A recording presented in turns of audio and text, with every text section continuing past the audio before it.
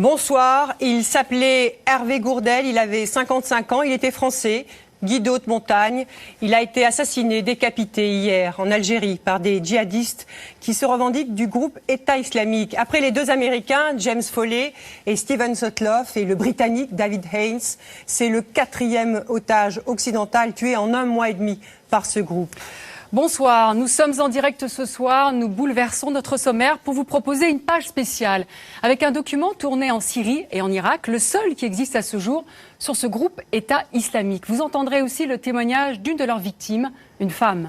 C'est un document à part que vous allez voir ce soir. Il a été tourné pendant 3 semaines au printemps dernier par le réalisateur Meydan Derrié. Il a filmé pour Vice News, un site d'information sur Internet. Il est le seul qui a été autorisé par le groupe État islamique à tourner ces images. Un document mis en ligne au mois d'août.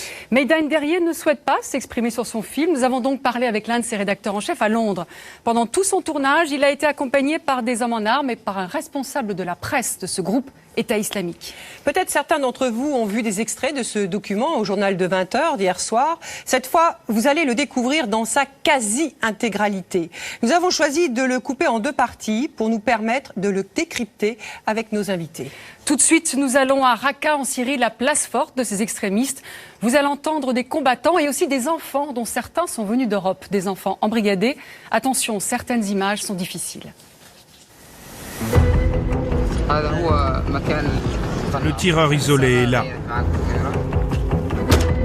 Nous, les musulmans, nous voulons l'instauration de la charia sur cette terre.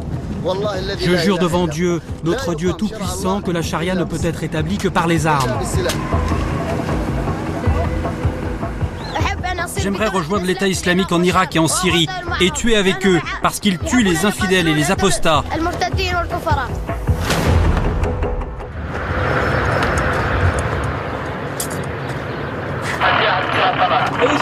Il est là, au-dessus de ta tête. Tire, tire, tire. Tire.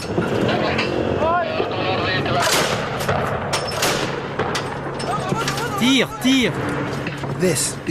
Nous sommes à Raqqa, la capitale que s'est choisie l'autoproclamé État islamique.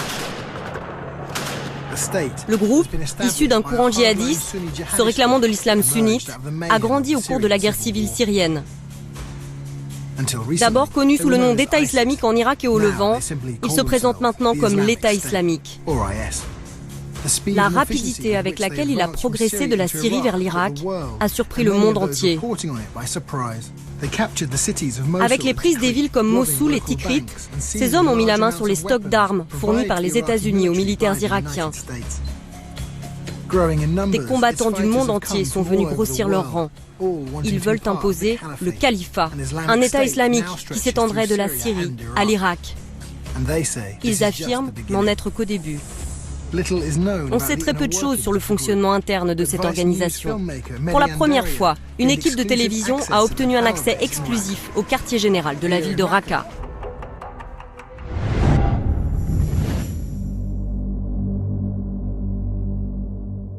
À Raqqa, le groupe État islamique est en guerre contre l'armée de Bachar el-Assad. Il mène un siège contre la dernière base militaire syrienne de la région, la 17e division.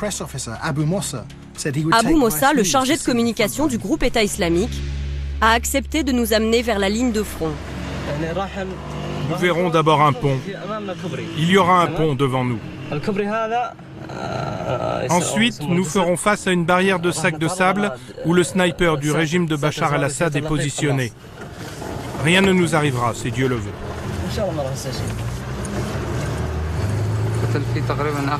2 frères de notre groupe et de nombreux civils ont été tués ici. D'habitude, ils nous attaquent avec des canons de 23 mm, des snipers, des fusils mitrailleurs et des mortiers. Le régime utilise toutes les armes possibles, cela leur est égal. L'armée syrienne a bloqué la route principale. Il faut rouler dans la ligne de mire des tireurs isolés. C'est ce grand bâtiment, c'est une sucrerie là. Le sniper est là, vous ne pouvez pas encore le filmer. Voilà, nous sommes en face de lui. Ce bâtiment, c'est le quartier général des officiers de la 17e division. Cet immeuble, c'est la sucrerie où ils sont basés. Cette zone est dangereuse.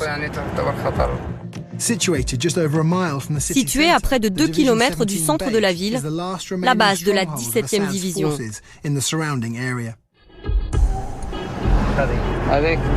Ce sont des positions du régime, c'est le drapeau du régime. Il y en a un sur ce grand bâtiment.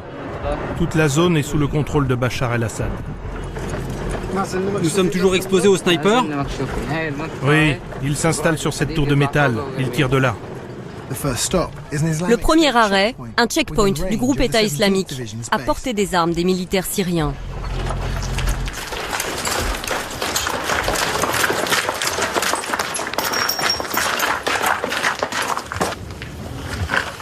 Le mur avec les trous. Est-ce que les soldats du régime sont derrière? Non, ils sont dans les bâtiments un peu plus loin. Ils sont à quelle distance d'ici? À 400 mètres. Je dis à l'Amérique que le califat a été instauré. Nous ne nous arrêterons pas. Ne soyez pas lâches en nous attaquant avec vos drones. À la place, envoyez vos soldats, ceux que nous avons humiliés en Irak. Nous les humilierons, où qu'ils soient, si Dieu le veut, et nous déploierons le drapeau d'Allah sur la Maison Blanche. Ils décident de se déplacer pour se rapprocher de la ligne de front. L'un des combattants commence à tirer sur les positions ennemies. Le chargé de communication, Abu Mossa, et un autre tireur prennent part à l'échange de coups de feu.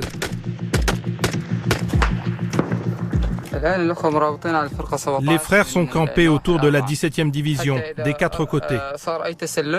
Ils peuvent empêcher toute tentative d'infiltration.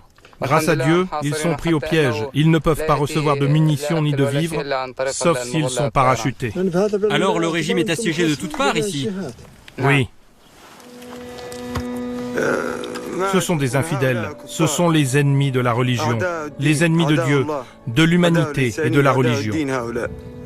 Avec l'aide de Dieu, nous faisons feu sur eux. Nous demandons à Dieu de nous accorder la victoire. Quelques semaines plus tard, le groupe État islamique a mené une offensive contre la 17e division. Ils ont envahi la base et tué au moins 50 soldats du régime. Leurs cadavres ont été exhibés dans le centre de Raqqa, leurs têtes piquées sur les grilles d'un parc. Un message clair à la ville. Le groupe est sous le commandement d'Abou Bakr el-Baghdadi. Dieu est puissant et nous glorifions sa puissance. Et dans le combat contre les ennemis de Dieu, il nous accorde le succès et leur a donné le pouvoir d'accomplir leurs objectifs. Si vous désirez ce que Dieu a promis, alors engagez-vous dans le djihad pour cette cause. C'est la seule apparition filmée d'al-Baghdadi. Son influence ne cesse de grandir. Votre leader est un descendant de la tribu du prophète. Nous devons aimer la famille du prophète. Vous devez le supporter en lui offrant votre argent, lui sacrifier vos vies et tout ce que vous pourrez faire. Au nom de Dieu le miséricordieux, nous lui prêtons allégeance. Nous lui prêtons allégeance. Au prince des croyants, le calife des musulmans, Abou Bakr al-Baghdadi.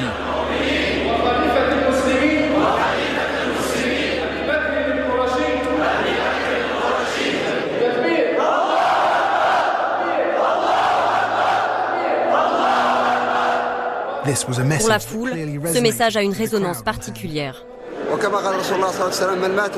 Le prophète a dit, tu dois jurer allégeance au calife avant ta mort.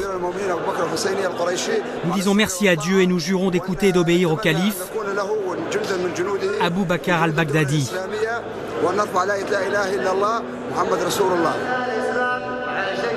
Nous souhaitons le rejoindre, lui et ses soldats, en devenant un soldat de l'État islamique et en déployant son drapeau. Je suis ici pour prêter allégeance au prince des croyants, Abou Bakr al-Baghdadi, pour rétablir le califat islamique.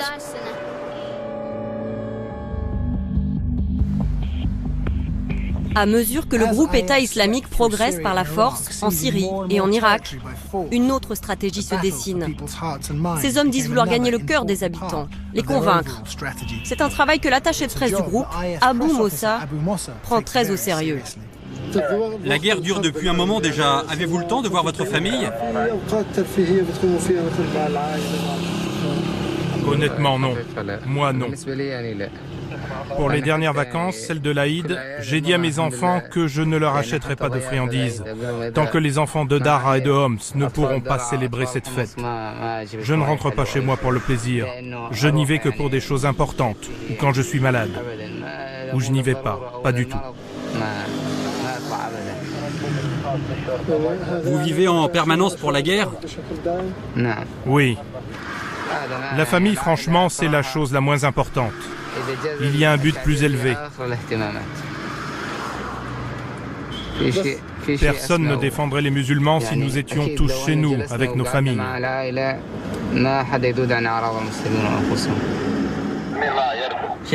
Nous sommes le bureau de presse, nous allons filmer près de l'Euphrate. Pourquoi ne pas nous rejoindre là-bas avec le camion de prière? Où allez-vous?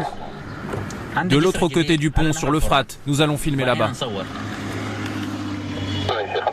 Attendez-moi, il faut que je coordonne l'opération avec Cheikh Abou Al-Bara. Nous sommes des combattants. Je le jure, nous allons au devant du danger.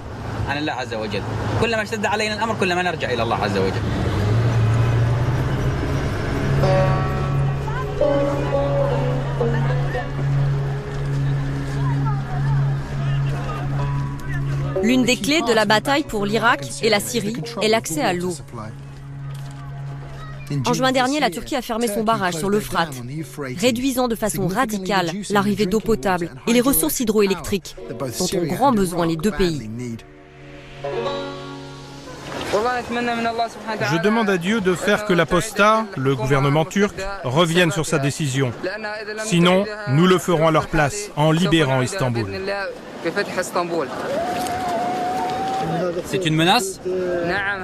Oui, c'est clairement une menace. Avec l'aide de Dieu, s'il ne rouvre pas le barrage, nous l'ouvrirons depuis Istanbul. L'homme du camion de prière, que l'équipe avait appelé par radio, vient d'arriver.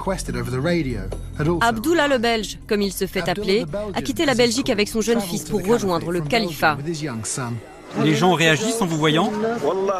Ah oui, beaucoup de gens réagissent. Surtout les jeunes hommes. Je m'appelle Abdullah. Parle plus fort. Abdullah. Ton pays, c'est la Belgique ou l'État islamique? Dis-lui que c'est l'État islamique. L'État islamique. Tu veux retourner en Belgique? Pourquoi? Qu'est-ce qu'il y a là-bas en Belgique? Des infidèles. Des infidèles. Et qu'est-ce qu'il y a ici? L'État islamique. L'État islamique. Tu aimes l'État islamique? Tu es sûr? Oui? Qu'est-ce que tu veux faire? Djihadiste? Oui. Et pourquoi est-ce qu'on tue les infidèles? Redresse-toi. Qu'est-ce qu'ils ont fait, les infidèles? Ils tuent des musulmans. Parce qu'ils tuent des musulmans. Tous les infidèles, comme les infidèles d'Europe? Tous les infidèles d'Europe. Tous les infidèles. Avec l'aide de Dieu, le califat a été établi et nous allons vous envahir comme vous nous avez envahis. Nous capturerons vos femmes comme vous avez capturé les nôtres. Nous ferons de vos enfants des orphelins comme vous l'avez fait aux nôtres. Dieu est grand. Dieu m'est témoin, mes frères. Nous vivons dans un bonheur indescriptible. Nous croyons que cette génération d'enfants, c'est la génération du califat. Avec l'aide de Dieu, cette génération combattra les infidèles et les apostats, les Américains et leurs alliés, grâce à Dieu. On leur a inculqué la bonne doctrine. Tous ces enfants rêvent de se battre pour construire l'État islamique et pour Dieu. Tu as quel âge? 9 ans. Tu combats avec qui? L'État islamique. Où est-ce que tu vas aller après le ramadan? Au camp. Pourquoi? Pour m'entraîner. T'entraîner à quoi? À la mitraillette russe. Et pour faire quoi après? Pour combattre les Russes, les Américains, les infidèles. Tu n'es pas un peu jeune? Tu sais te servir d'une arme? Tu t'en es déjà servi? Oui. Ceux qui ont moins de 15 ans vont au camp de la charia pour approfondir leur connaissance de la religion. À partir de 16 ans, ils vont au camp d'entraînement militaire. Et ils prennent part au combat? Oui, ceux qui ont plus de 16 ans et qui ont suivi l'entraînement dans le camp militaire prennent part aux opérations de combat. Parce que Oussaba ibn Zaïd, le fils adoptif de Mohamed, a conduit une armée dès l'âge de 17 ou 18 ans. Il a conduit une armée contre les Romains.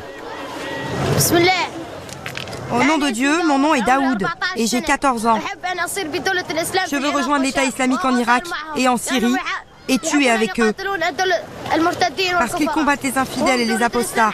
L'État islamique, lui, n'a rien fait de mal et avec l'aide de Dieu, ne fera jamais rien de mal. On aime l'État islamique.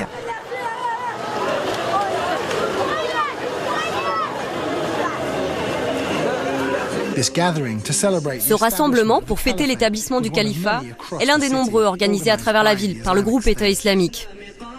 C'est aussi l'occasion de recruter un maximum de personnes. Ceux d'entre vous qui n'ont pas encore fait la rupture du jeûne, venez, nous vous donnerons à manger. Ils méritent ce qu'il y a de mieux, grâce à Dieu. Bienvenue au premier festival de célébration du califat islamique. Plus fort! Vous êtes bons, Dieu vous bénisse. Mes chers musulmans, aujourd'hui particulièrement, soyez fiers d'être musulmans. C'est le jour où le califat islamique a été annoncé. Chère famille de Raqqa, j'en appelle à vous pour soutenir cet État. J'ai un message pour nos ennemis et tous les hypocrites, les Arabes laïcs. Cet État est là pour durer, quoi qu'en disent les hypocrites. Cet État est là pour durer contre la volonté des laïcs.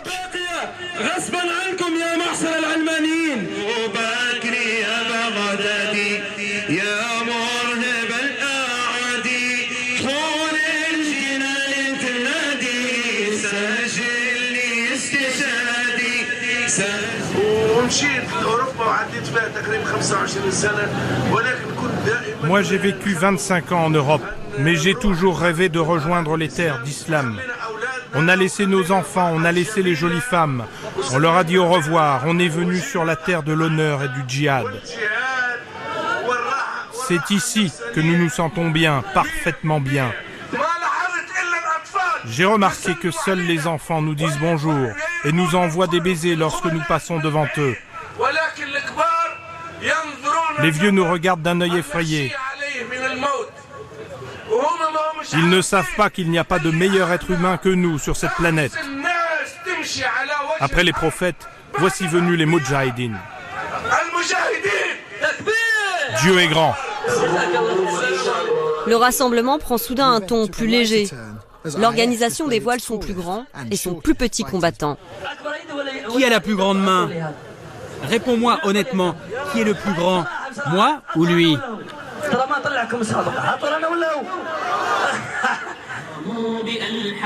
Alors que la soirée touche à sa fin, on demande à la foule de faire allégeance à Abu Bakr al-Baghdadi. Nous faisons allégeance au prince des croyants, Abu Bakr al-Baghdadi. Lorsque je dis califat, vous répondez établi. Califat, plus fort. Califat, honneur à notre État et à tous ceux qui le protègent. Le groupe État islamique compterait entre 20 000 et 30 000 combattants en Syrie et en Irak, parmi lesquels des centaines de djihadistes européens. Bonsoir Jean-Pierre Philu, vous êtes universitaire, professeur à Sciences Po, historien, spécialiste de l'islam et de ses mouvements radicaux. C'est vous qui allez nous aider en premier à décrypter ce document. Alors première question, on découvre le chef de ce groupe État islamique, Abu Bakr al-Baghdadi. Comment est-on passé en quelques années de Ben Laden à Baghdadi ? Eh bien, la transition se fait par l'Irak après l'invasion américaine désastreuse de 2003. Il n'y avait pas de membres d'Al-Qaïda dans ce pays et cette invasion ouvre littéralement les portes du pays aux djihadistes et notamment aux plus violents d'entre eux, Zarqawi, dont Baghdadi est un disciple. Et Zarqawi, à la différence de Ben Laden, veut ancrer sa terreur dans un territoire. Et il veut que ce soit l'Irak et peut-être plus loin la Syrie, et c'est donc en fait Baghdadi qui va réaliser cette mission et devenir beaucoup plus dangereux que Ben Laden ne l'a jamais été de son vivant. Hein. Il est mort en mai 2011. Parce qu'il a effectivement cette assise territoriale, il attire des milliers de volontaires étrangers et il est aux portes, et pas seulement de l'Europe, hein. On a 60 Australiens, on a 800 Indonésiens, on a 1000 Tchétchènes, de toute la planète. C'est-à-dire que, en fait, Baghdadi réalise le rêve de la terreur globale qui était resté avorté du fait de l'attaque sur l'Afghanistan après les attentats du 11 septembre. Alors parmi les séquences, Jean-Pierre Filu, les plus marquantes de ce document, il y a celle où l'on découvre l'endoctrinement, l'embrigadement des enfants. Quel est le message de ce groupe au travers de ces images et des propos qu'ils font tenir aux enfants? Fondamentalement, le message de ce groupe sur tous les registres, c'est le message de la terreur. Et quand on s'attaque aux enfants, on s'attaque à ce qu'il y a de plus fragile, de plus vulnérable, donc on fait peur. Mais cela prouve aussi que ce groupe est une secte qui a complètement, si j'ose dire, largué les amarres avec l'islam et qui a inventé une religion parallèle avec son propre credo, son propre chef, et on peut même parler d'idolâtrie s'agissant du culte qui est rendu à Abou Bakr el-Baghdadi. Alors Mohamed Bajrafil, vous êtes imam à la mosquée d'Ivry-sur-Seine, vous êtes linguiste. Quel regard vous portez en tant que spécialiste de l'islam sur ces enfants? Que dit l'islam sur l'éducation des enfants? Alors, ces images sont d'autant plus choquantes que l'enfant est roi en islam. Et quand le prophète de l'islam parle de l'éducation de l'enfant, il utilise un mot qui est l'amour. A-t-il dit, éduquez vos enfants sur 3 choses. Et la première, donc la notion d'amour. Aimez l'autre, aimez votre prophète. Et là, c'est la haine. Et là, on sème la haine. Donc, c'est quelque chose d'autant plus rocambolesque que on se demande, mais d'où peut-on tirer cela? En tout cas, pas dans l'islam où l'enfant est tellement roi que les premiers pas de la vie de l'enfant, même son urine est considérée comme pure. Pour vous dire à quel point la chose va loin. Il n'y a pas de tribunal pour enfants. C'est plutôt les sociétés et les parents qui ont poussé l'enfant à la chose qui vont avoir à rendre compte. Mais alors pourquoi un tel endoctrinement alors sur les enfants? Je pense que cela démontre une chose, c'est que quand on n'est pas capable de convaincre les adultes, on s'en prend à ceux dont le cerveau ressemble à une pâte à modeler. Parce que éduquer, c'est au fond donner une forme à cette pâte à modeler. Et en l'occurrence, inculquer la haine à l'enfant, c'est en faire une bombe à retardement. Alors Jean-Pierre Filu, comment décrypter dans ce document cette scène où l'on voit un combattant, un père, venu de Belgique avec son enfant ? Il faut savoir que donc ce groupe, qui est une secte, qui a créé sa cité de son point de vue idéal et pour nous la cité de cauchemar, eh bien il prétend rassembler tous les fidèles qui viendront à lui de toute la planète. Et c'est la première fois, moi ça fait 25 ans que je travaille sur les mouvements djihadistes, qu'on a des départs au djihad en famille, avec femmes et enfants, littéralement. C'est ce qu'on voit dans cette scène. Et c'est ce qu'on voit, et c'est évidemment une violation supplémentaire des êtres les plus vulnérables que sont les enfants. Et donc c'est l'idée, il faut savoir que, par exemple, les disciples de Baghdadi ne cachent pas leur accord avec les positions de Marine Le Pen en disant les musulmans n'ont rien à faire en Europe, il faut qu'ils émigrent en masse. Et d'ailleurs, c'est bien la crainte qu'on peut avoir avec leur logique tout à fait barbare, c'est qu'ils poussent à des affrontements communautaires, à des provocations sur le continent européen pour accroître ces flux vers ce que appelle la terre du califat et qui est en fait le califat de la terreur. Jean-Pierre Filu, dernière question avant que nous diffusions l'autre partie de ce document.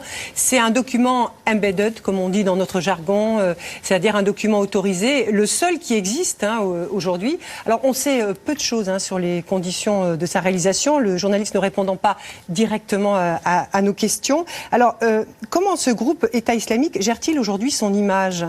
avec beaucoup de professionnalisme malheureusement, et on voit que l'ensemble de ce document est marqué au coin justement de cette propagande et que toutes les images qui sont diffusées, du point de vue de la secte, sont des images autorisées. Et même ce qui fait peur, même ce qui est provocation, en fait, ce qui choque, surtout ce qui choque. Il faut voir que ce qui choque est au cœur de cette propagande, y compris dans les images de supplice, y compris dans les images de terreur. Et là, on a de nouveau l'affiliation donc entre Baghdadi, leur chef actuel, et Zarqawi, qui est mort en 2006. Zarqawi est le premier à avoir décapité un otage. Il l'avait fait en 2004, c'était un otage juif. Il l'avait fait devant une caméra vidéo et cela avait malheureusement marqué l'ensemble des opinions et donc ça avait entraîné cette escalade de la terreur médiatique. Nous continuerons cet entretien tout à l'heure. Tout de suite, retour aux images et à ce document. Vous allez découvrir maintenant dans une deuxième partie la vie quotidienne dans la ville de Raqqa sous domination du groupe État islamique. La justice, les châtiments, la condition des femmes et toujours l'embrigadement des enfants.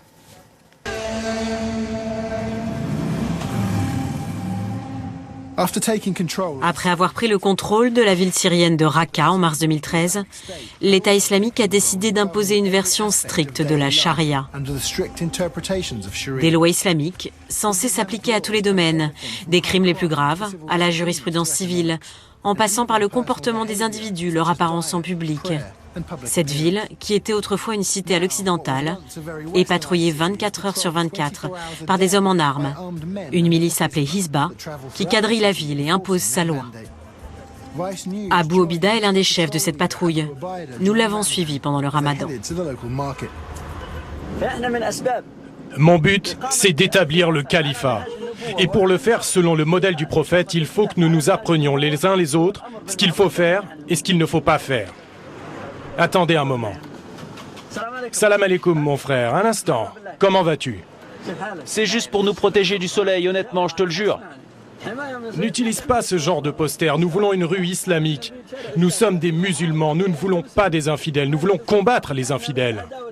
Si tu affiches cette photo, ça veut dire que tu aimes les infidèles. Et nous avons des croyances. Alors, retire ce poster. D'accord, Inch'Allah. Dieu soit avec toi. Lorsqu'il s'agit d'alcool, je vous mets au défi de trouver la moindre personne ivre ici. Je vous mets au défi de trouver la moindre personne qui vend de l'alcool. Ils ont même peur d'en avoir chez eux, parce que ça aussi on nous le dit. On continue à combattre les infidèles avec nos fusils mitrailleurs, mais on combat aussi ces vices et ces dérives-là. Là, arrête-toi, à côté de cet homme-là.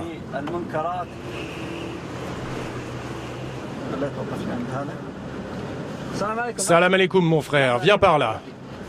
Salam alaikum. Comment vas-tu? C'est ta femme, là? Oui, grâce à Dieu. Alors d'abord, tu vas lui dire de changer la matière de son voile. Ensuite, dis-lui de ne pas attacher sa tunique de cette façon parce qu'on peut voir ce qu'elle porte en dessous. C'est ta femme, mon frère. Préserve-la. On lui a dit, c'est ta femme, tu ne devrais pas l'exposer comme ça. Elle est à vendre ou quoi? C'est ta femme.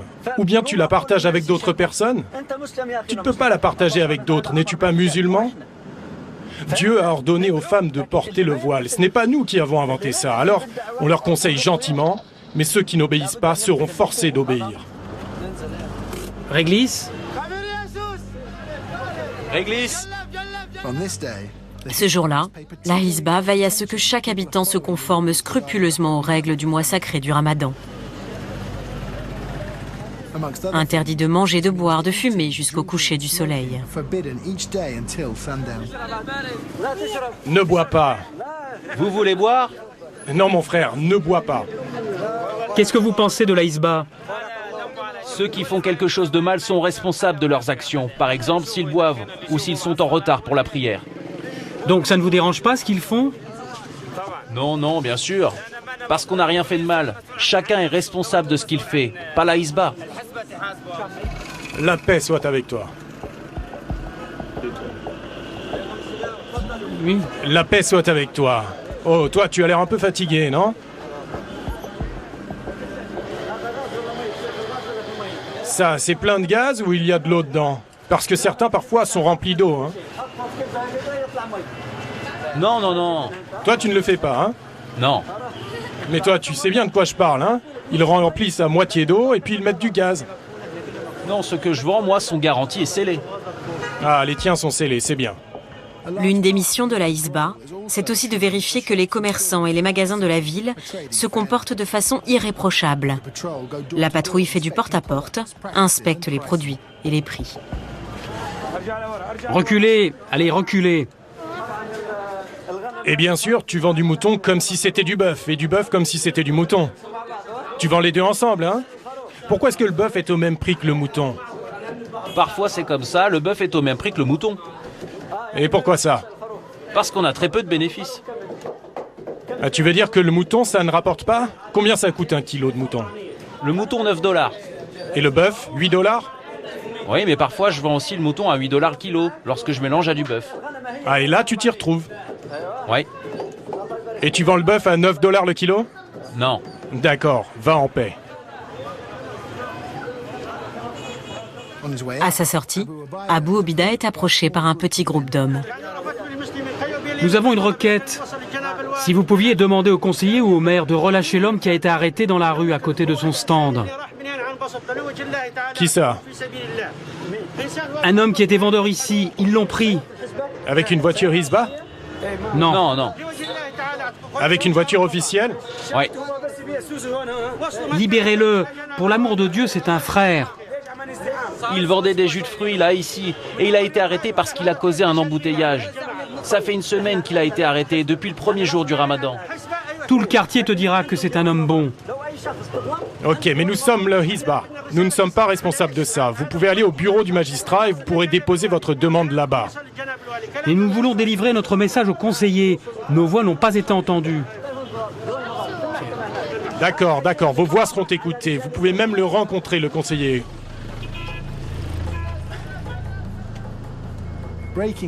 Enfreindre la loi islamique à Raqqa mène ici, là où les prisonniers attendent à la fois leur sentence et leur condamnation. Les patrouilleurs encouragent les prisonniers à s'exprimer devant notre caméra. Sous la contrainte, leur parole n'est pas libre. J'ai été amené ici parce qu'ils ont trouvé de l'alcool chez moi. Je suis en détention parce que je n'étais pas assez juste avec moi-même. Est-ce que quelqu'un vous a dénoncé? Non, non, personne. J'ai été pris la main dans le sac. Être ici m'a permis de devenir plus conscient. Je ne priais jamais avant. Maintenant, je prie, et rapidement. Merci Dieu, je me suis remis à la religion grâce à ces hommes. Vous aussi, vous avez été accusé de détenir de l'alcool? Oui, c'est la même affaire. Lui, là, c'est mon père. Vous vendiez de l'alcool? Oui, c'était notre travail. Maintenant, nous prions pour que Dieu nous pardonne. Pour la plupart de ces crimes, les prisonniers vont recevoir un châtiment corporel.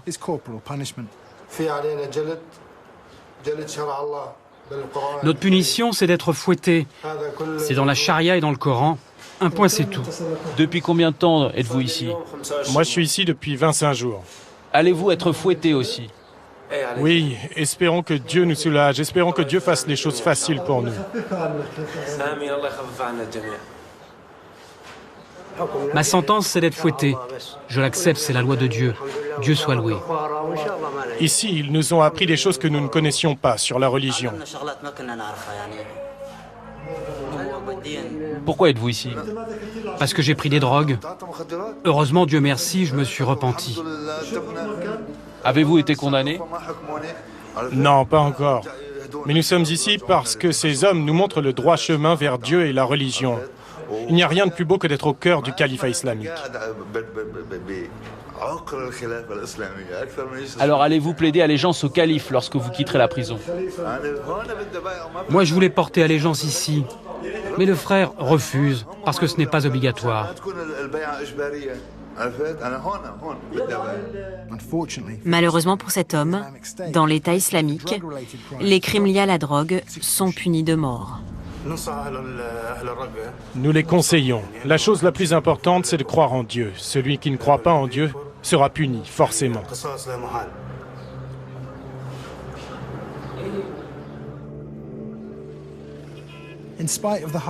Selon Abu Moussa, l'application de la charia à Raqqa serait une bonne chose pour tous.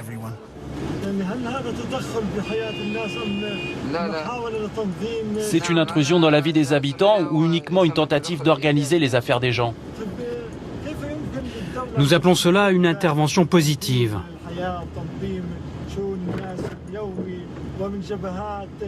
Comment l'État peut-il tout faire à la fois, tout en même temps, à la fois s'occuper des affaires des habitants et combattre sur plusieurs fronts? C'est un État et pas un groupe. Notre but est de construire un État islamique qui couvre tous les aspects de la vie. Nous ne renvoyons pas les gens à l'âge de pierre. Au contraire, nous contribuons au développement, mais d'une façon qui ne soit pas contradictoire avec la religion. Personne n'ose voler aux musulmans désormais, parce que l'État a renforcé la charia. La punition est très lourde. L'amputation de la main.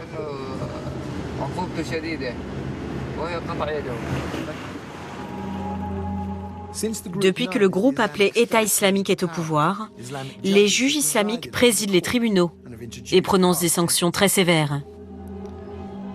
Cet homme a été jugé coupable de meurtre. Il a été crucifié et sa dépouille exposée sur la place publique.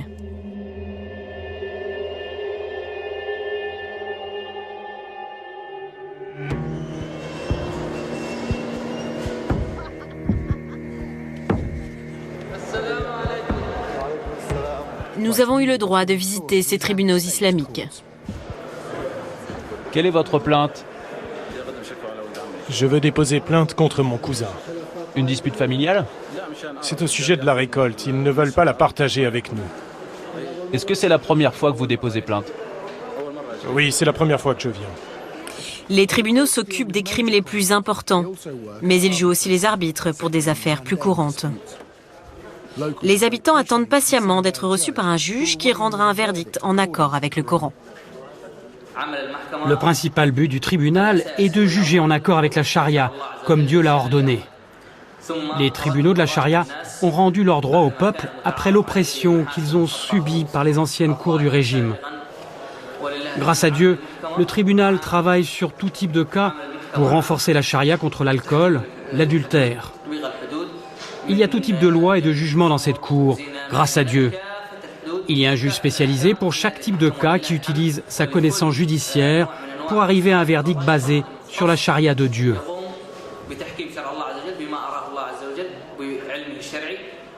Quelle est la légitimité des juges pour appliquer ces décisions? Ils sont tous expérimentés en charia et aptes à l'appliquer. Est-ce que ces critères sont en accord avec les standards internationaux? Non, bien sûr que non. Notre but est de satisfaire Dieu. C'est pour cela que l'on se fiche des standards internationaux. Ici, c'est le tribunal des affaires publiques. Et là, c'est le bureau pour les affaires non musulmanes, pour les chrétiens qui sont toujours ici.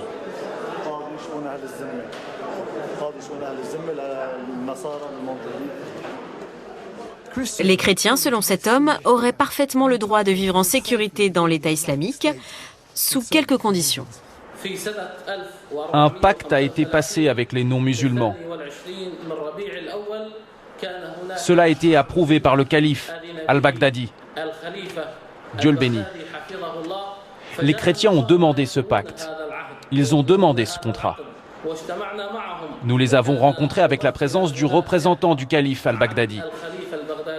Il leur a offert la possibilité de se convertir à l'islam. Si vous ne l'acceptez pas, vous pouvez payer une taxe non musulmane selon le Coran. Si vous ne l'acceptez pas, il n'y a plus rien entre nous à part le combat et les morts. Ils disent nous voulons payer la taxe. Je jure sur Dieu que nous ne leur avons pas fait de mal. En réalité, la plupart des chrétiens ont fui la ville de Raqqa. Quand les combattants de l'État islamique ont pris Mossoul, en Irak, près de 30 000 chrétiens ont fui. Leurs églises avaient été détruites. Mais il n'y a pas que les chrétiens qui sont menacés. Les mosquées de la communauté chiite ont aussi été ciblées. À Raqqa, l'église catholique arménienne des Martyrs a été transformée en centre islamiste. Nous sommes actuellement au centre islamique de prière de Raqqa. Avant, cet endroit était une église. On vouait un culte à une croix plutôt qu'à Dieu. Quand l'État islamique a pris le contrôle, il a détruit la croix sur le toit de l'église. L'État islamique a cassé la croix et c'est devenu, comme vous pouvez le voir, grâce à Dieu, un centre islamique où il prie Dieu et enseigne l'islam. Nous avons capturé tous les chiites et battu les autres.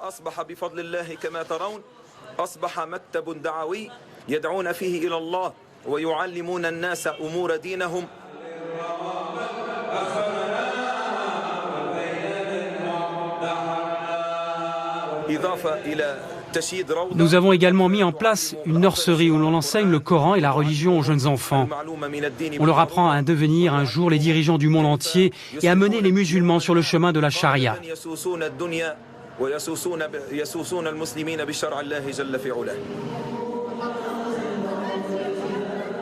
L'un des 5 piliers de l'islam, c'est la zakat, l'aumône. Le bureau de la zakat, sous le contrôle de l'État islamique, collecte de l'argent auprès des riches. Cet argent de l'aumône est ensuite donné aux pauvres. Ceux qui ont des enfants reçoivent $13 pour chaque enfant. On espère qu'en continuant cette démarche, il n'y aura plus de pauvres. Mais ensuite, les riches deviendront envieux des pauvres.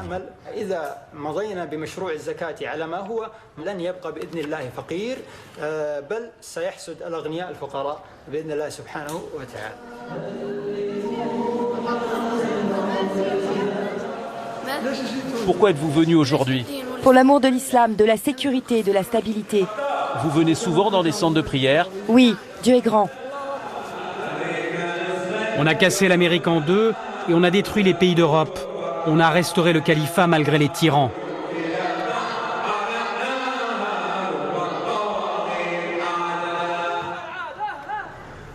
Partout où notre caméra est allée, nous avons croisé de jeunes enfants.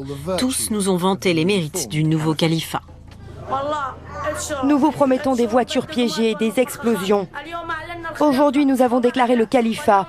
C'est le ramadan et le prophète a dit « Les victoires viennent de Dieu pendant le ramadan ».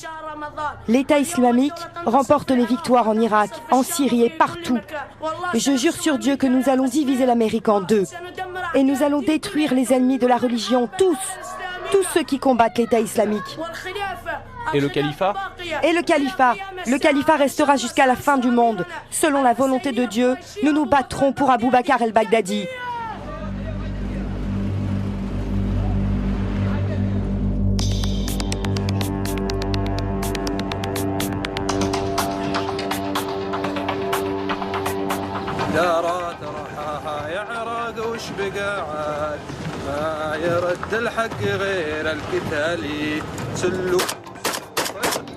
En juin, le groupe État islamique a réussi une conquête militaire rapide en Irak, repoussant l'armée jusqu'à Falloujah, à seulement 60 km de la capitale Bagdad. En quelques semaines, ils ont pris possession d'un immense territoire à cheval sur 2 pays. Ils ont surpris le monde entier en prenant le dessus sur une armée irakienne équipée et formée par les États-Unis. Notre équipe a été emmenée par les soldats du groupe État islamique à plus de 300 km de leur QG de Raqqa, à l'endroit où se trouvait la frontière irakienne, désormais territoire du groupe État islamique. Je viens de Syrie et j'ai 28 ans. C'est la première fois que je rentre en Irak sans passeport. Je viens de Tunisie et c'est la première fois que je viens en Irak, sans passeport, sans visa ou quoi que ce soit.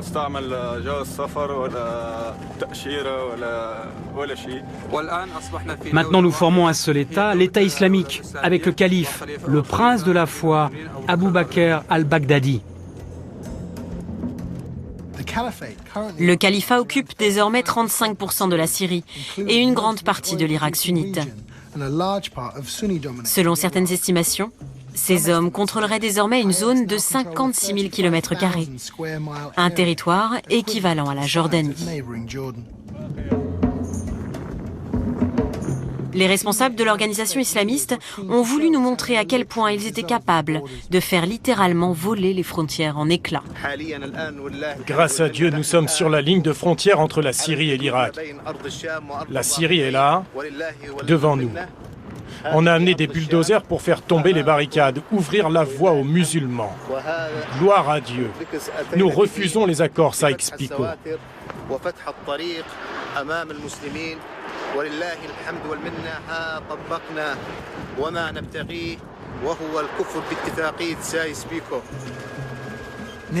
Il y a près d'un siècle, la Grande-Bretagne et la France ont organisé le partage de ce qui fut l'Empire ottoman. Aussi étrange que cela puisse paraître, un siècle plus tard, les accords Sykes-Picot restent une clé pour comprendre la colère et la rage de ces combattants. On a détruit Sykes-Picot. Il y a seulement quelques semaines, ici se tenait un poste frontière contrôlé par les soldats irakiens. Mais le groupe État islamique les en a délogés. Comme à leur habitude, ils ont filmé et diffusé leur action. On va vous couper la tête au couteau.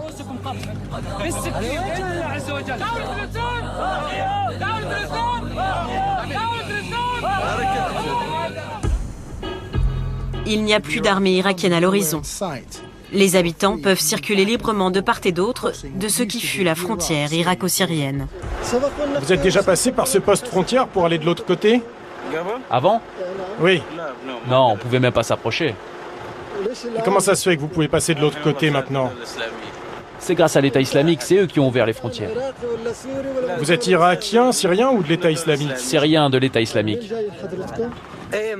D'où venez-vous? De Baj en Irak.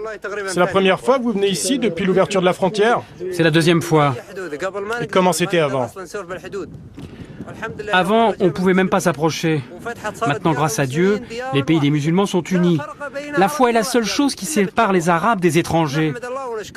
On remercie Dieu et on espère que ça englobera Bagdad et tout l'Irak. Al-Maliki n'a rien fait pour nous. Je ne pouvais même pas rendre visite à ma famille en Syrie. Mon fils, ma sœur, mon oncle et même mon neveu, je ne pouvais pas les voir.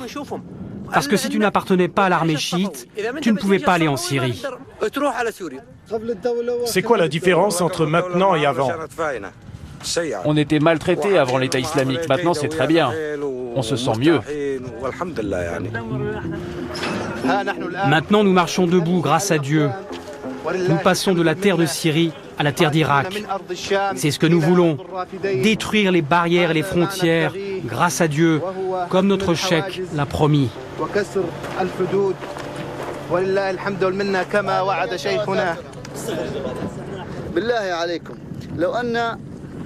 Pour le salut de Dieu, si n'importe quel pays d'infidèles ou les chrétiens décidaient de bâtir une église ou de pratiquer leur fausse religion, est-ce que quelqu'un les arrêterait? Est-ce que quelqu'un les combattrait, les en empêcherait? Nous, musulmans, sommes les seuls à vouloir imposer la charia sur cette terre. Le seul moyen d'établir la charia, c'est de prendre les armes.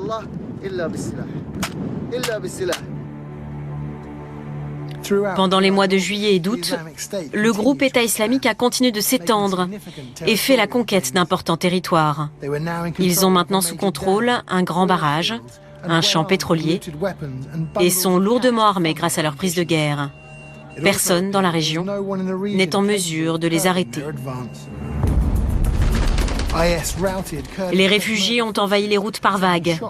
Parmi eux, des milliers de chrétiens tentent de fuir pour sauver leur vie. Mohamed Bajrafil, je le rappelle, vous êtes imam de la mosquée d'Ivry-sur-Seine, vous êtes linguiste. Alors je le dis aux téléspectateurs qui n'ont pas vu vos réactions pendant la diffusion de la seconde partie de ce document, vous étiez consternés à nos côtés. Ces hommes qui parlent au nom de l'islam, est-ce que ça vous met en colère ? C'est à la fois consternant et révoltant. Consternant parce qu'on se dit que finalement c'est des hommes comme nous. Et c'est là où on se dit finalement... Vraiment comme vous ? Autant, enfin c'est des humains en tout cas, et on se dit autant l'homme peut être la meilleure créature, autant il peut être la pire espèce qui soit. Et c'est révoltant parce que c'est fait au nom d'une religion qui est la mienne et qui est celle de beaucoup de Français et qui en fait jette en pâture l'honneur de tous ces gens qui n'ont rien à voir avec cette barbarie. Et je dis souvent, la folie n'a pas de religion. Donc c'est pas quelque chose qu'il faut apparenter à l'islam. un fou, il faut l'appeler un fou et ne pas chercher autre chose. Et ça relève davantage de la folie, quand bien même on se dit que c'est musulman, ça n'a rien à voir avec l'islam. C'est une pure folie et il faut l'appeler ainsi. Alors vous avez même dit en regardant ce reportage, j'ai mal aux oreilles, tellement je ne peux pas écouter cela. Oui, parce que... Ça vous met en colère aussi ? Ça nous met en colère parce que même la façon dont le Coran nous demande d'appeler les gens à l'islam est complètement aux antipodes de ce qu'ils disent. Quand Dieu dit « Ud'u ila sabili rabbika bil hikmati wal maw'izati al hasana » appelle à la voix de ton Seigneur par intelligence, par sagesse et la belle parole. Et quand en face, on voit des gens qui parlent de la notion de irhab, faire peur, faire en sorte que l'autre ait peur de moi, c'est au fond vouloir limiter l'islam, alors que l'islam est une religion universelle qui ne connaît ni limite de frontières, ni limite de couleurs. Alors vous, Jean-Pierre Fully, vous avez parlé de martiens. Pourquoi ce sont des martiens pour vous ? Il se trouve que j'étais infiltré à Alep il y a un an, et contrairement à ce qui est dit dans ce documentaire, il y a un endroit où une force s'est levée contre cette horreur, c'est à Alep, où les révolutionnaires non seulement combattent Bachar el-Assad, mais aussi cette horreur djihadiste. Et c'est là-bas que j'ai entendu pour la première fois la population les appeler martiens, tellement ils sont en dehors de ce monde. Et d'ailleurs, on voit bien la secte se mettre en place. Et cette secte, bon, comme d'habitude, elle a son message soi-disant révélé, mais on voit que ce qui est au cœur de la secte, c'est le butin, c'est le crime, c'est le pillage, c'est le vol. Et dans ce qui est la scène soi-disant symbolique d'ouverture des frontières, et non seulement est juste en fait l'aveu que ces criminels veulent pouvoir opérer librement d'un côté et de l'autre de la frontière. Et c'est pour ça qu'il me paraît très dangereux de les combattre uniquement en Irak, alors qu'ils peuvent se regrouper en Syrie, et que c'est d'ailleurs en Syrie qu'ils ont la plupart de leurs volontaires étrangers, volontaires entre guillemets. Mohamed Bajrafil, est-ce que vous craignez, vous qui êtes imam, ici en France, un amalgame entre islam et islamiste ? Oui, je le crains d'autant plus que même le mot islamisme me pose problème. Parce que quand, je le dis souvent à mes amis, quand André Breivik a commis les atrocités que tout le monde connaît, on n'a pas dit que c'était un christianiste, c'est un malade mental. Et je trouve que appeler des gens comme cela des islamistes, in fine, conduit les gens à penser que ça a un rapport quelconque avec l'islam. Je réitère ce que je disais tout à l'heure, un fou est un fou, et il faut l'appeler ainsi et laisser de côté toute relation sémantique qui pourrait conduire à penser que les musulmans sont ainsi. Et cela est d'autant plus révoltant qu'on demande aujourd'hui aux musulmans de se justifier, de se désolidariser d'actes inhumains. C'est tout homme, quel que soit, mis à part la religion et tout ce que vous voulez, toutes les considérations que l'on peut avoir, quel humain peut rester insensible face aux images que nous venons de voir? Donc les musulmans sont comme tout le monde, et c'est j'ai envie de dire trivial de le dire, mais des fois on a l'impression que il faut peut-être nous ouvrir et voir que le sang circule, on a des veines comme tout le monde, et on aspire à la même chose que tout le monde, on voudrait comme tout le monde vivre en paix avec tout le monde, et c'est au nom des principes fondamentaux de l'islam que nous dénonçons ces choses-là, parce que quand l'islam est arrivé et a trouvé des gens et là j'ai un historien à mes côtés, des gens qui se sont fait la guerre des années durant, l'islam est venu mettre un terme à cela, et c'est de là d'ailleurs qu'est parti l'islam, et qu'en face on voit des gens qui ne pensent qu'à faire en sorte que les gens se tuent. Or l'islam, le Coran le dit, s'ils veulent aller à la paix, même en situation de guerre, c'est la meilleure des solutions. C'est un verset coranique, la réconciliation est meilleure que tout. Donc quand en face on voit des gens qui ne pensent qu'à faire en sorte que les humains se tuent, ici en France, j'ai envie de dire à nos concitoyens, encore une fois, la folie, la barbarie n'est l'apanage ni d'une religion, ni d'une couleur, ni d'un pays particulier. Ici, il y a eu la Saint-Barthélemy. Et je pense que la France, ce beau pays, riche d'histoire, a une leçon à donner au monde parce qu'elle a vécu en son sein des atrocités qui sont similaires à celles que nous venons de voir. Et ce serait renier, n'est-ce pas, ou renoncer à ces valeurs qui ont conduit à la laïcité, non pas une laïcité religieuse ou qui se transformerait en religion ou contre les religions, mais plutôt la laïcité qui assure à tout un chacun la liberté de pratiquer son culte. J'aimerais qu'on me regarde d'abord en tant qu'humain, et avant qu'on me regarde en tant que Mohammed, parce qu'on peut s'appeler Mohammed et être chrétien, soit dit en passant. Merci. Alors, nous vous proposons maintenant le témoignage d'une jeune femme, nous l'appellerons Amira, elle a 22 ans. Elle a été kidnappée en Irak par le groupe État islamique. Elle a réussi à s'enfuir. Elle est aujourd'hui réfugiée chez des proches dans une ville du sud du Kurdistan irakien. Enceinte de 4 mois lorsqu'elle a été enlevée, elle raconte. Écoutez-la. Nous avons été arrêtés par 10 voitures du groupe État islamique.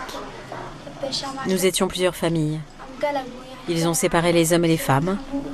Nous avons demandé ce qu'ils voulaient. Ils nous ont dit qu'on avait la mauvaise religion, une religion condamnable. Ils nous ont demandé si nous voulions nous convertir. Lorsque les hommes ont dit non, ils ont été tués. Son mari et d'autres membres de sa famille ont été tués sous ses yeux. Les femmes ont été déplacées dans plusieurs maisons avant finalement d'être conduites à Mossoul. Nous sommes restés à Mossoul pendant 10 jours dans une pièce. Plusieurs femmes ont été forcées à se droguer. Nous avons été photographiés et torturés jusqu'à ce que nous nous convertissions. Nous devions lire le Coran et prier avec eux, sinon ils menaçaient de nous tuer. Peu après, les femmes ont été déplacées une nouvelle fois, mais pas toutes. Les plus âgés n'ont pas été autorisés à venir, seulement les jeunes filles et les jeunes femmes. Ils nous ont dit qu'aucune d'entre nous ne quitterait la maison sans être mariée. À chaque fois qu'ils venaient, ils emmenaient avec eux 10, parfois 25 femmes. Chaque femme était achetée pour 2 jours et revendue ensuite. Chaque femme yazidi était forcée à se marier avec au total 12 islamistes, même les femmes déjà mariées comme moi. Un des hommes du groupe État islamique m'a emmenée. J'ai été la dernière à quitter la maison. Amira a été vendue à un homme pour 14 000 dinars irakiens, environ 10 €. Ils l'ont autorisée à emmener son enfant avec elle. Dans la maison, j'étais enfermée à clé. Quand les gardiens étaient couchés, mon fils et moi, nous étions seuls. La première nuit, mon enfant a beaucoup crié, mais personne n'est venu. Puis j'ai réussi à casser la porte et à l'ouvrir. Quand j'ai vu que les gardiens dormaient, je suis revenue chercher mon fils et je me suis enfuie. Nous avons marché pendant 4 heures toute la nuit. Je suis allée jusqu'à une maison et j'ai imploré les gens de me sauver. Le groupe État islamique m'aurait tué s'il m'avait rattrapé. Les habitants de la maison m'ont dit qu'ils m'aideraient. Et en effet, ils ont beaucoup fait pour moi. Ils m'ont donné un niqab, des gants noirs et même une carte d'identité. Nous avons traversé 2 barrages du groupe État islamique avant d'entrer sur le territoire des Peshmerga, les combattants kurdes. Aujourd'hui, Amira est à l'abri auprès de ses proches. Sa seule préoccupation, s'occuper de son fils. Mohamed Bajrafi, le témoignage de cette femme est très difficile à entendre. Rappelez-nous, que dit l'islam sur la place des femmes dans la société ? Je pense, au risque d'étonner les gens, que c'est encore une fois méconnaître les principes fondamentaux de l'islam que d'oser même poser la question de savoir la place de la femme en islam. L'islam est arrivé à trouver des bédouins qui traitait la femme comme un moins que rien, et au fond, ce qui se passait à Rome, ici, n'était pas meilleur, les historiens le savent, et elle était même héritée. Et l'islam est venu dire clairement, à un moment où, à des gens qui enterraient la fille vivante parce qu'ils la considéraient comme une honte, l'islam est venu dire clairement, ce fut une révolution, la femme et l'homme sont égaux, et ils ont les uns vis-à-vis des autres une responsabilité de conseil. L'islam est venu dire que la femme avait droit à l'héritage et qu'elle n'est plus héritée. Donc quand on voit des gens qui disent, voilà, on considère la femme comme un butin de guerre et qu'on va lui faire faire ce dont on a envie. Mais il faut surtout que les femmes du monde l'entendent. En islam, la femme, elle a doublement le droit à l'héritage, parce que c'est un sujet souvent qui revient. Est-ce que la femme a l'héritage? Mais en fait, c'est une chose très simple. Moi, ce que j'hérite, ce dont j'hérite, ma femme, elle peut venir le prendre. Ce dont elle hérite, moi, je n'ai pas accès à cela. Donc, c'est aussi des amalgames qui sont faits et qui font croire aux gens que l'islam a réduit la femme à une position d'esclave, alors que le quart de la jurisprudence musulmane est inspiré d'une femme qui est une des épouses du prophète de l'islam. Et pourtant, Jean-Pierre Filu, les femmes sont toujours les premières victimes de ces extrémistes. Et pas seulement de ces extrémistes-là. Il faut bien voir que Bachar al-Assad a déchaîné les violences sexuelles contre la population syrienne lorsqu'elle a tenté de demander sa liberté en 2011 et qu'on a des cas aussi abominables que ceux qu'on vient d'entendre de la part des nervis du régime syrien. Mais ce témoignage prouve que nous sommes face à une secte de type mafieux qui veut donc attirer des partisans en leur proposant la rapine, le butin, le viol, le pillage. Et c'est pour cela, il ne faut jamais oublier que des personnes, des criminels comme Mehdi Nemmouche ou d'autres sont allés rejoindre l'État islamique et pas du tout au nom d'une vision de la religion. Merci à tous les deux, merci pour vos témoignages. Merci. C'est une première en France. Depuis une semaine, une personne infectée par le virus Ebola est soignée, traitée dans un hôpital de la banlieue parisienne. Une volontaire de MSF, Médecins sans frontières, a été rapatriée en France en pleine nuit jeudi dernier. Elle était en mission à Monrovia, la capitale du Liberia, l'un des pays les plus touchés par le virus. Notre équipe l'avait rencontrée sur place, l'avait suivie et interrogée avant qu'elle ne tombe malade. Comme tant d'autres volontaires, elle travaillait sur le front de cette guerre invisible qui a déjà fait plus de 1500 morts au Liberia. Vous allez voir combien il est difficile pour tous ces soignants de mener le combat et tenter de soigner. Un reportage exceptionnel d'Élise Menant et Valérie Lucas. Élise nous rejoindra sur ce plateau. C'était il y a 6 jours à peine. Branle-bas de combat pour la ministre de la Santé. Marisol Touraine s'y préparait depuis des semaines déjà, le premier cas français de virus Ebola. Il est 6 h du matin, un avion vient tout juste de rapatrier du Liberia la volontaire de Médecins sans frontières contaminée par le virus. Elle est arrivée vers 1h30 du matin dans un avion spécial qui est équipé pour éviter la transmission du virus. Elle est arrivée à 1h30 du matin, a été prise en charge immédiatement par une ambulance sécurisée. Là encore, il y a des procédures, des protocoles qui ont été mis en place. Bon voilà, on est arrivé. L'hôpital militaire Bégin, en région parisienne, a été choisi pour accueillir ce premier cas Ebola.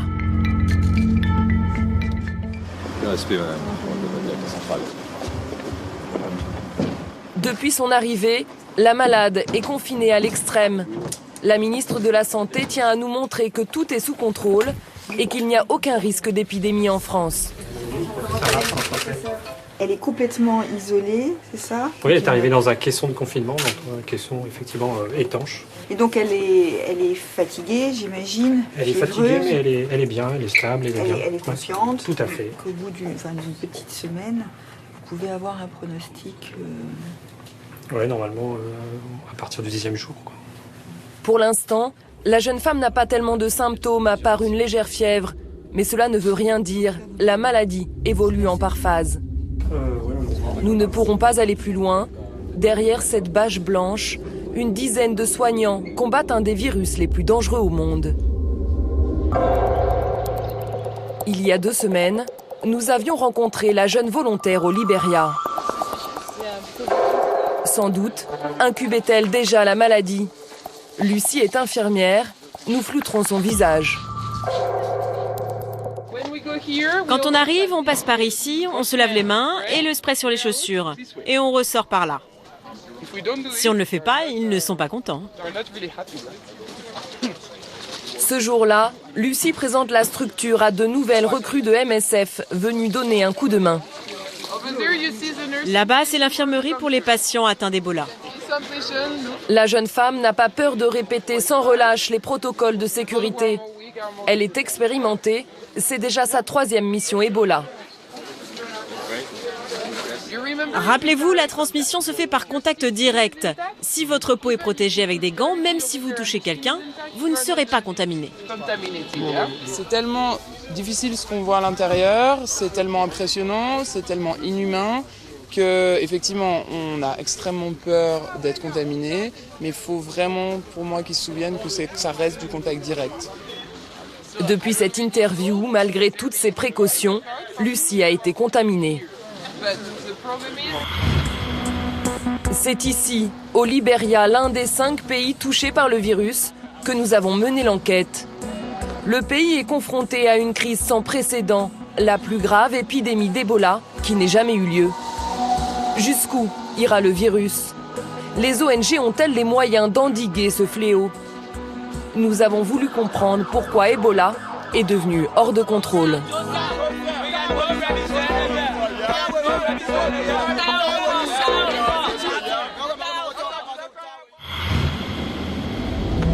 Nous avons choisi d'aller au Libéria car c'est le pays le plus touché par l'épidémie. Ebola est sorti de la brousse et a atteint la capitale Monrovia, tuant déjà plus de 1500 personnes. Nous nous rendons au centre de Médecins sans frontières où travaillait la Française contaminée. L'organisation est au cœur de la crise. Avant d'entrer dans le centre, nous passons par un sas de désinfection. Le dessous des chaussures et les mains sont passés à l'eau chlorée pour tuer toute trace éventuelle de virus. Nous avons rendez-vous avec Charlotte, une autre infirmière française. La jeune femme s'apprête à se rendre dans la zone où sont confinés les malades.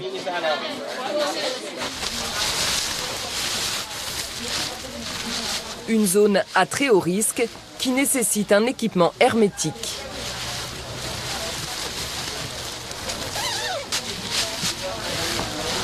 Là, j'enfile la combinaison avec des élastiques au niveau des bottes. On contracte Ebola par un virus et l'échange se fait par tous les liquides corporels. Donc c'est à un moment donné un échange de liquides corporels. Ça peut être par la salive, par le sang, par des larmes, par des liquides corporels. Donc si on ne touche pas, il n'y a pas de risque a priori. Ça peut aller un peu plus loin que ça. Quelqu'un qui éternue et qui est face à vous, voilà, toutes les gouttelettes qui vont partir de l'éternuement, il y a un risque potentiel aussi.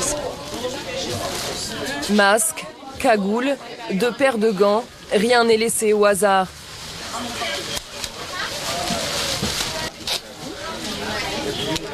Charlotte sait que la moindre erreur peut lui être fatale.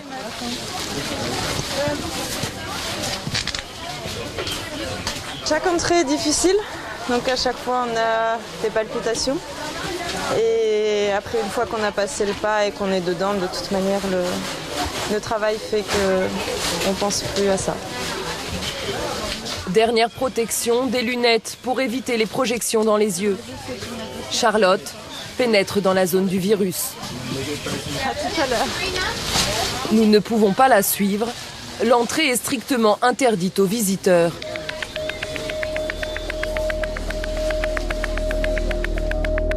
Nous filmerons par-dessus un simple filet de plastique orange, à seulement 2 mètres de la zone de confinement. Ici, 140 malades sont pris en charge. Eux sont les plus valides, ceux qui parviennent à sortir des tentes.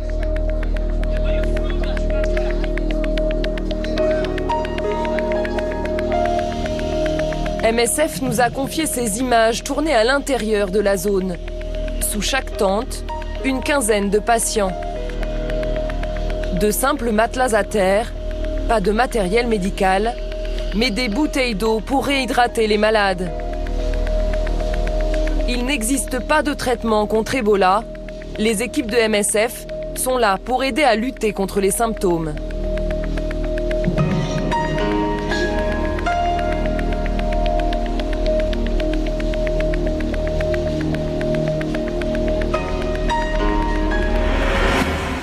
Comme ses collègues, Charlotte entre 3 fois par jour dans la zone pendant 1 heure maximum. Une grande partie de son travail consiste à nettoyer les tentes, désinfecter les matelas.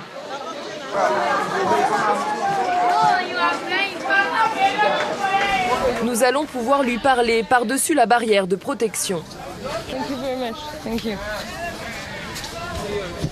C'est plus dur que d'habitude parce qu'une journée ensoleillée. Et dès qu'il fait chaud, c'est vraiment dur d'être à l'intérieur, complètement habillé. Il fait 40 degrés sous chacune des tentes. Donc très rapidement, ça peut devenir invivable. C'est une maladie dans laquelle il y a des diarrhées, des vomissements, donc vraiment très rapidement. Et l'hygiène et le confort des gens, c'est, je pense, qu'il y a de plus important. Cet après-midi-là, Charlotte doit gérer la mort de 2 de ses patients, comme cet homme qu'elle recouvre d'un drap.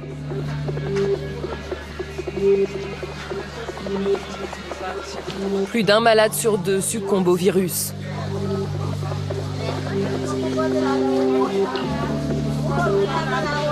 La mort au quotidien, mais parfois aussi des moments d'espoir. Cette jeune femme vient de recevoir les résultats de son test. Elle a vaincu la maladie. Oh, je m'en suis sortie.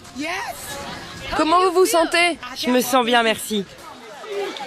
Un symbole pour toute l'équipe. Elle est la 100e patiente guérie par MSF. Après 3 semaines dans l'enfer de la zone, elle peut passer de l'autre côté de la barrière. Je renais à nouveau. Maintenant, je suis comme vous. Comment allez-vous? Je suis bien. Je remercie Dieu. Je suis bien. Je ne ressens plus de douleur. Au bout d'1 heure, Charlotte passe dans le sas de décontamination. Cela fait 3 semaines que la jeune femme répète inlassablement ses gestes, 7 jours sur 7, pendant des heures. À 28 ans, elle risque sa vie pour sauver celle des autres.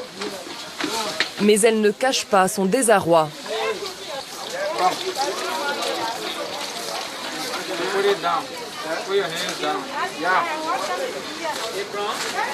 Vous n'êtes pas capable aujourd'hui de stopper la contamination? Aujourd'hui, avec uniquement MSF sur place et ce centre, non. Non, c'est trop important. On est complètement dépassé. MSF est la seule organisation internationale qui traite les malades d'Ebola à Monrovia. 2 autres centres sont gérés par l'État, comme celui-ci, à l'hôpital JFK. En tout, moins de 300 lits dans la capitale, il en faudrait 1000 de plus. Combien de malades ne sont pas pris en charge? Et combien meurent chez eux, sans accès aux soins?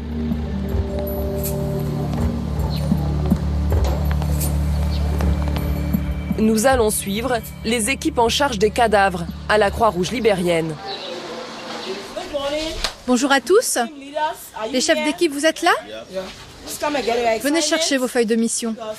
Ces volontaires ont une tâche très difficile, ce sont les fossoyeurs. Friday est l'un d'entre eux. Friday, tu vas à Bushwood Island et tu as 14 corps à prendre dans différents endroits. Avant de partir, tous les volontaires prennent leur température. La fièvre est l'un des premiers symptômes d'Ebola. 36,5.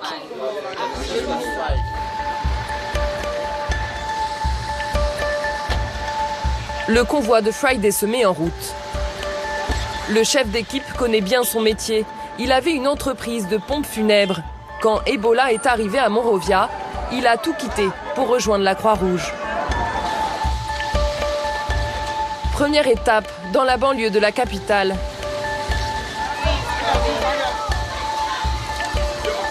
Cette femme vient de perdre son fils de 2 ans, 2 semaines après la mort de son mari.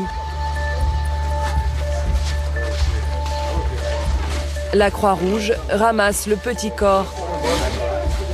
Sa mère va nous expliquer qu'elle l'avait pourtant amené à l'hôpital.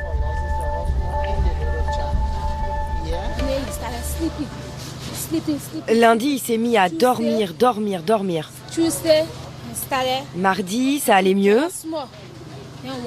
Mercredi, on a essayé de l'emmener à l'hôpital. On lui a fait une piqûre. Ils m'ont dit de le ramener à la maison. Mais hier matin, il a commencé à avoir des convulsions. Et c'est comme ça qu'il est mort. Oui.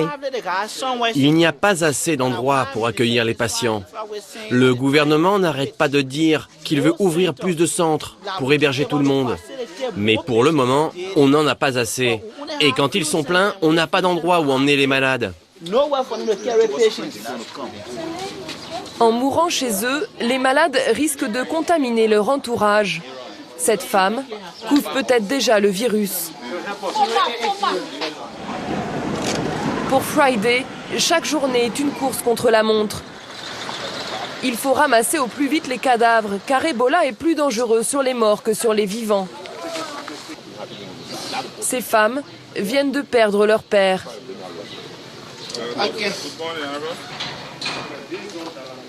Une équipe de désinfection asperge d'abord l'entrée de la maison d'eau chlorée, tandis que Friday explique à la famille la procédure qu'ils mettent en place. On a eu un appel qui nous disait qu'il y avait un corps ici et nous sommes venus pour le prendre. On va l'emmener hors du quartier et c'est nous qui allons prendre en charge la dépouille.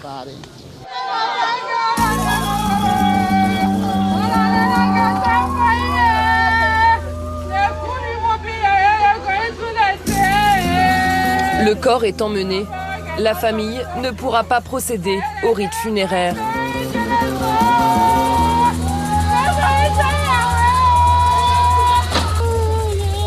Ces femmes devront rester en quarantaine pendant 21 jours.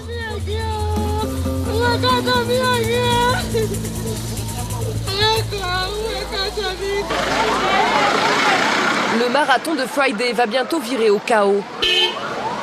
Même les hôpitaux ne parviennent plus à gérer leurs morts.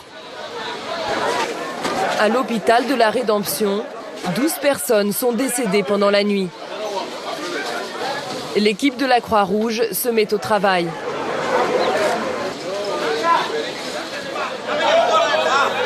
Les habitants du quartier se sont rassemblés, la colère monte.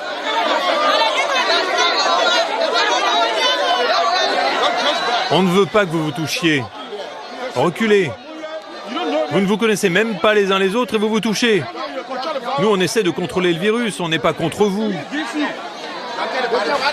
Friday, il y a un autre corps là-bas, dans la voiture. S'il te plaît, le laisse pas ici, je t'en supplie. Dans l'ambulance là-bas. Un homme vient tout juste de mourir dans cette ambulance, aux portes de l'hôpital. À ses côtés, d'autres malades attendent depuis plusieurs heures de pouvoir être pris en charge. Certains sont déjà agonisants. J'en ai ras-le-bol de voir mes frères libériens tomber comme des mouches. Je me sens très mal. Il n'y a pas un seul jour où on pourrait ramasser qu'un seul corps.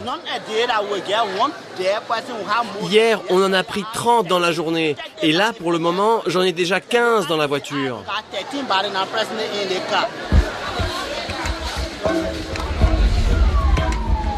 La voiture repart, chargée des corps. Ils seront brûlés le soir même dans un incinérateur à 30 km de Monrovia. Va me réveiller celui-là. De la place libérée, le superviseur peut faire rentrer les malades. Va à l'intérieur. L'hôpital de la Rédemption. C'est là qu'a eu lieu le premier cas d'Ebola à Monrovia. 6 mois après, le personnel gère encore au jour le jour, sans les armes pour combattre cet ennemi invisible. C'est comme une guerre, bien plus dangereuse que les guerres habituelles. Parce que dans une guerre normale, tu sais où sont les combats, tu les entends. Tu peux prendre ta famille et t'enfuir. Mais là, tu sais pas où est l'ennemi. Quelqu'un vient te voir, tu sais pas s'il a Ebola ou pas. Et si tu le touches, que t'as pas de chance, tu peux l'attraper.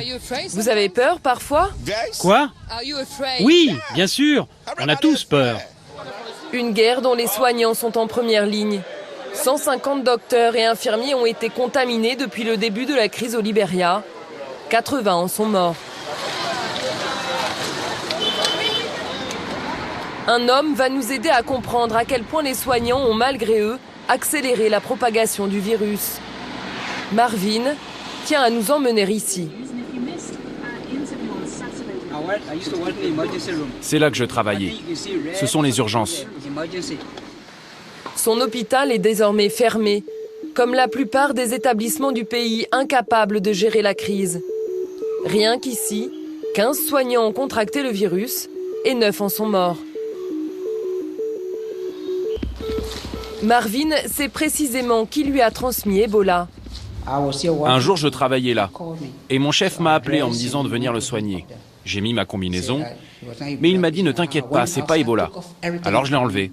Et je n'avais plus de protection. Tous les jours, j'allais le voir. Et il avait Ebola ? Oui, mais je ne le savais pas. On m'avait dit que son test était négatif. Marvin comprend alors que ce n'est plus qu'une question de jours avant qu'il ne déclenche la maladie. Il rentre chez lui à toute vitesse, prévient sa femme et ses enfants qu'il va se mettre en quarantaine pour ne pas les contaminer. Est-ce que tu veux manger? Merci beaucoup.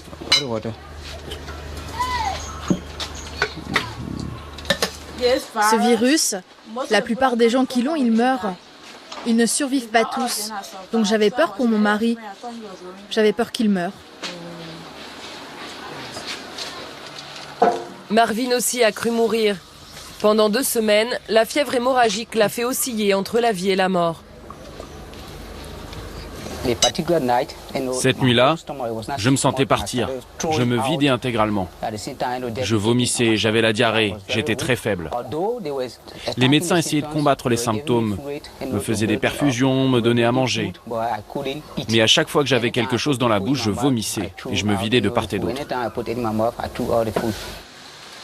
Fin août, la fièvre tombe, Marvin est guéri. Mieux, il est désormais immunisé contre la maladie.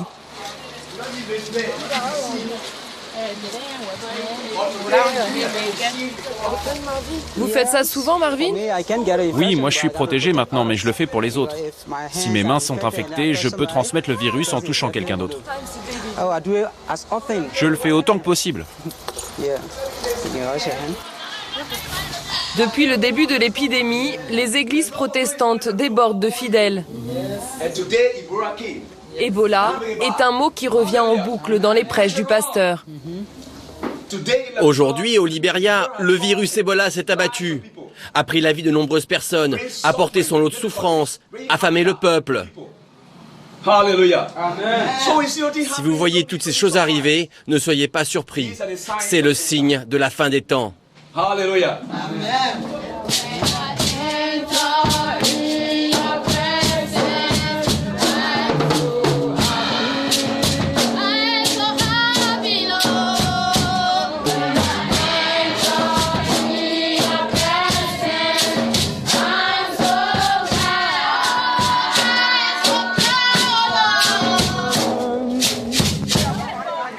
Ebola fait de tels ravages parce que c'est la première fois que le virus arrive dans ces quartiers. Marvin en est convaincu. Les gens sont tombés malades, mais on ne savait pas que c'était Ebola. On pensait que c'était la malaria ou la typhoïde. C'est pour ça qu'Ebola s'est répandu? Oui, si on avait su quelle maladie c'était, on n'en serait pas là aujourd'hui.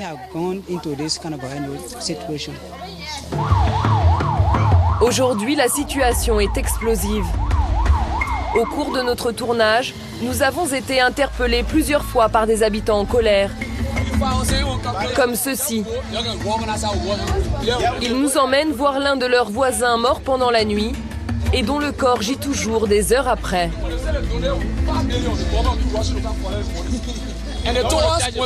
Et ils nous disent que quand quelqu'un meurt du virus, le virus est encore plus dangereux sur le cadavre. Et ils ne font rien? Non, ils ne font rien.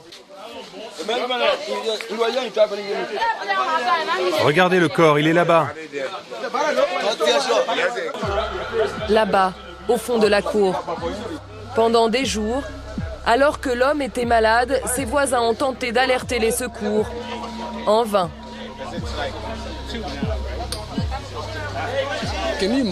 Vous vous rendez compte? Avant Ebola, il était en bonne santé.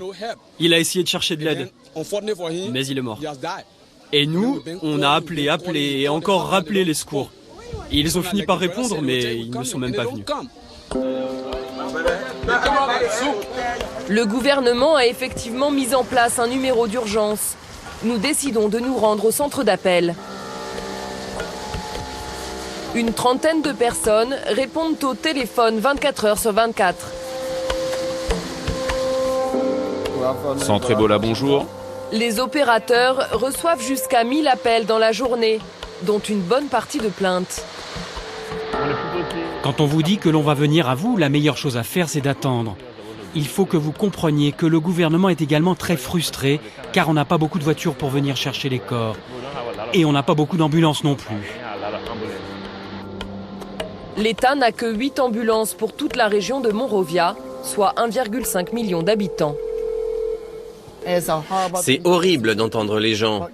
On ne peut rien faire. On a une situation terrible et on n'a pas de réponse à apporter. La meilleure chose à faire est de les écouter, les consoler, essayer de les calmer et les rassurer que l'aide va finir par arriver. Le Libéria est l'un des pays les plus pauvres du monde, ravagé par une guerre civile qui a duré 15 ans. Le gouvernement peut-il parvenir à mettre en place une lutte efficace contre le virus? Pour le ministre de l'Information, la réponse est claire. Sans aide internationale, tout le pays est menacé. On demande à la communauté internationale de nous aider, de nous envoyer les ressources nécessaires. On a besoin de docteurs, d'infirmières, d'hygiénistes. On a besoin de bras. Pas seulement d'argent? Non, à quoi sert l'argent si on n'a pas les gens pour nous aider dans les centres de traitement? Selon l'ONU, il faudrait $1 milliard pour contenir Ebola en Afrique de l'Ouest.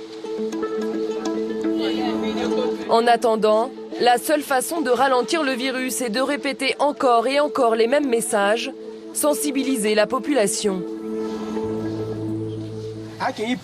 Comment peut-on se protéger et protéger sa famille d'Ebola? Et il y a beaucoup de gens dans cette communauté qui ne croient pas à l'existence du virus. On va donc faire du porte-à-porte pour dire aux gens comment se protéger. Parmi ces volontaires de l'UNICEF, nous retrouvons Marvin. On va passer par là. Le soignant rescapé d'Ebola. Il compte bien se servir de son histoire pour convaincre le plus grand nombre. J'ai quelque chose à vous dire.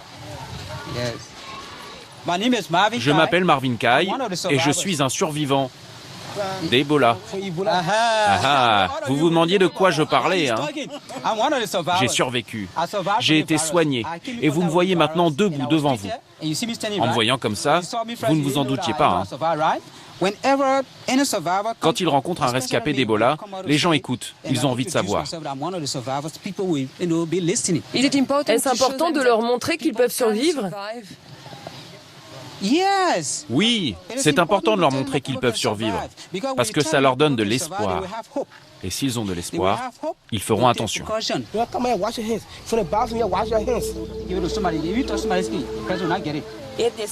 Oui, mais si on amène quelqu'un dans un sale état, l'hôpital ne le prendra pas. Alors il faut que tu sécurises le malade sur une bâche en plastique et tu mets du chlore tout autour. Informer, donner de l'espoir, une démarche indispensable. Mais Ebola a pris beaucoup trop d'ampleur pour que cela suffise. Au moment de quitter le Libéria, nous retournons une dernière fois devant le centre de MSF. Leurs portes sont fermées. Nous ne le savons pas encore, mais l'infirmière française vient juste de déclarer la maladie. La nouvelle sera officielle quelques heures plus tard. La guerre contre Ebola est loin d'être gagnée. D'ici 3 semaines, 20 000 personnes pourraient être contaminées en Afrique de l'Ouest.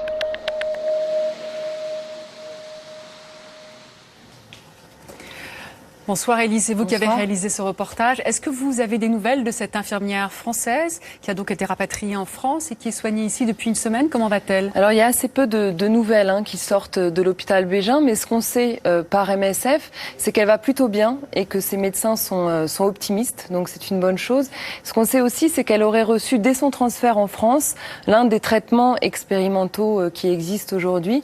On ne sait pas encore lequel pour des questions de secret médical, mais on devrait avoir un peu plus d'informations dans les jours qui viennent, puisque c'est une maladie qui dure en moyenne une quinzaine de jours en général. Alors Élise, au Liberia, est-ce que justement ces traitements expérimentaux, est-ce que la population peut en bénéficier? Alors non, on en est encore très très loin. Vous l'avez vu dans le reportage, les conditions dans les centres de traitement, on n'en est pas du tout là. Aujourd'hui, il y a une dizaine de traitements et de vaccins, mais ils sont tous à l'état expérimental. C'est-à-dire qu'ils n'ont pas encore passé tous les tests cliniques qui sont indispensables pour la mise sur le marché de n'importe quel médicament. Donc tout ça va prendre déjà un certain temps. Et puis même si l'un de ces traitements s'avère efficace, il faudra ensuite pouvoir le produire à l'échelle industrielle. Donc tout ça va prendre encore plus de temps. Donc la question finalement des traitements, elle est très importante, mais elle est importante pour la prochaine épidémie. Pour cette épidémie-là, l'enjeu, c'est vraiment de contenir Ebola, d'arrêter la propagation. Alors peut-on redouter un jour une épidémie d'Ebola sur le territoire européen ou en France, par exemple? Sur le territoire européen ou en France, non. Tous les experts sont absolument unanimes là-dessus.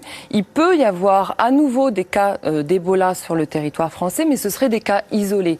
Une épidémie, non. Alors pourquoi? Parce qu'on a un système médical qui est bien plus performant que le système médical du Liberia.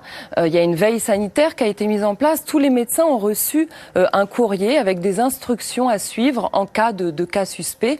Et puis si un des cas suspects s'avérait un cas réel d'Ebola, il y a 10 hôpitaux qui ont des équipements spéciaux, qui ont ultra sécurisés, qui peuvent du coup accueillir le malade, le soigner et puis surtout le confiner à l'isolement pour pas qu'il y ait de contamination. Élise, on vous voit dans votre reportage avec Valérie Lucas, le reporter d'Images. On vous voit travailler dans ce chaos au Liberia. Alors, quelle protection avez-vous mis en place pour vous protéger? Dans quelles conditions vous avez travaillé? Alors on s'est bien renseigné avant et on a pris toutes les précautions nécessaires.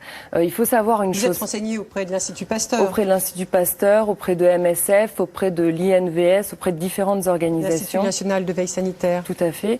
Il faut savoir une chose très importante, c'est que Ebola est un virus qui ne se transmet pas en période d'incubation. C'est-à-dire que tant qu'il n'y a pas de symptômes, on n'est pas contagieux. Donc ça, c'est la première chose. La deuxième chose, c'est que c'est un virus qui ne se transmet pas dans l'air. Il se transmet au contact direct. Donc nous, on est resté toujours à distance des malades. On n'a eu aucun contact. Aujourd'hui, au Liberia, de toute façon, plus personne ne se serre la main. Plus personne ne se touche. Donc on n'a eu aucun contact. Et puis, on a passé beaucoup de temps à se laver les mains, à se laver le dessous des chaussures avec du chlore et avec des solutions hydroalcoolisées. Au moins 15-20 fois par jour. Et puis après, quand on est rentré en France, on a eu un débrief par l'INVS, l'Institut national de veille sanitaire, qui nous a posé beaucoup de questions, à qui on a raconté notre voyage dans les détails. Et leur conclusion a été claire. Nous ne sommes pas des personnes à risque. On doit quand même surveiller notre température au cas où, mais on peut complètement reprendre une vie normale. Quelques jours, oui. On doit, tout à fait. Mais on peut reprendre une vie normale, on peut aller au travail, on peut rester en famille, embrasser nos enfants. Tout va bien. Merci Élise pour ces informations. C'est la fin de cette émission bousculée par l'actualité. Pour ceux qui attendaient ce soir notre enquête sur les manipulations sur le net, ce n'est que partie remise. Il sera diffusé dans un de nos prochains magazines. Pour rester en contact avec nous, vous connaissez notre adresse, francetv.info, pour nous faire partager vos commentaires et vos réflexions sur l'émission de ce soir. Et vous pouvez aussi voter pour choisir le reportage que vous souhaitez voir ou revoir dans notre nouvelle émission du samedi, Mon envoyé spécial. Cette semaine, vous avez voté pour des Européens sur la route du djihad. Nous répondrons à vos questions. C'est samedi à 14h. Très bonne fin de soirée sur notre chaîne. Tout de suite, c'est complément d'enquête avec Nicolas Poincaré.